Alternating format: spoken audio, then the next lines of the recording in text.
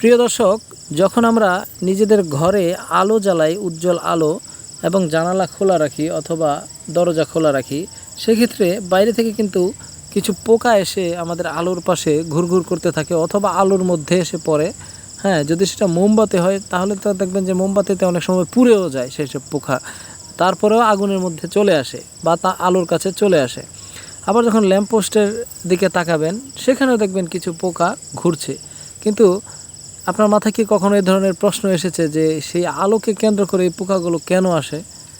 এটার ব্যাখ্যা কিন্তু বিজ্ঞানীরা দিয়েছেন যে কিছু কিছু পোকা আছে যারা আলো খুব পছন্দ করে এবং তারা শীতল আবহাওয়া পছন্দ করে না, তাদের কাছে উষ্ণ আবহাওয়া খুব পছন্দ।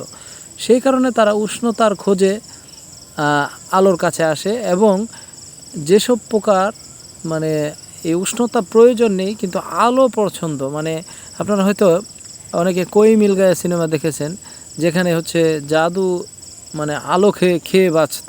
এরকম কিছু পোকা আছে যারা আলো থেকে নিজেরা চার্জ সংগ্রহ করে বা একটা শক্তি সংগ্রহ করে।